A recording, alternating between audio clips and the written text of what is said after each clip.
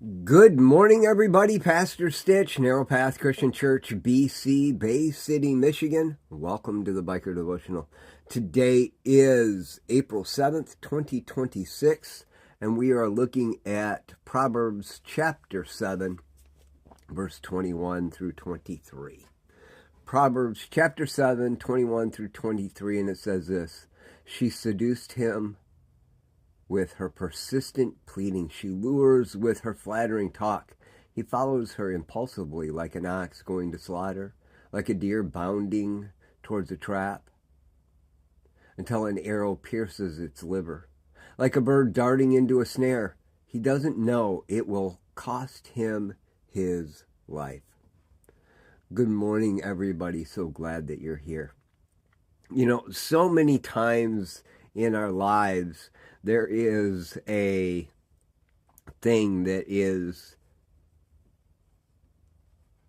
tempting to chase after. Something we know probably isn't good for us or not the right direction, but we like it, or we think we'll like it, or we're worried that we'll be left out, or, there can be 1,000 reasons why this thing is seemingly desirable. And it is very seductive in its nature. Like right now, I'm looking outside and the sun is shining coming up, and my wife has our regular driver car today. My truck has some issues that need to be done. I prefer not to drive it. And I look out and I see that sun shining, and I am tempted, seduced to go get the motorcycle out.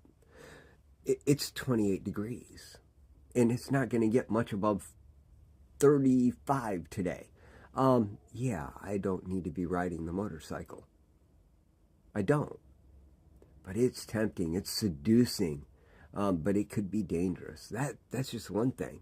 But how many other things in our lives do we get tempted towards, seduced to, envy over, just desire? And we don't pay attention to the fact of what it will cost when we succumb to it.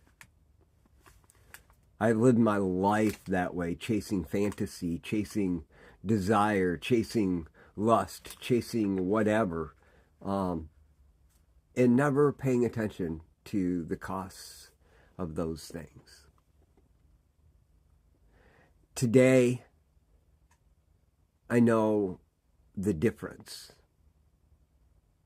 I have spent enough time experiencing negatives, but more so, I have turned and put my focus on the Lord and experienced not death. That is saying something in my life. Not destruction, not loss, I'm not saying I have everything. Far from that. Matter of fact, there are days where I wake up and go, Lord, if a miracle doesn't happen, we could lose everything. That's a true statement. And yet, the day ends. And while I don't have prosperity, I don't have loss. I've maintained, which is actually something miraculous as far as my life is concerned. We need to pay attention to those persistent pleadings, luring and flattering talk, because it is, if not weighed against God's plan, God's desire for me, my desire for God, more than likely going to create only loss, only death, only separation, only distance.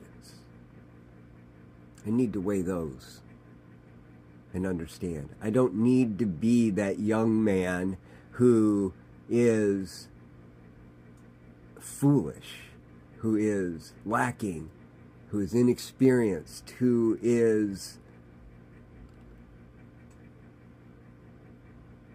immature.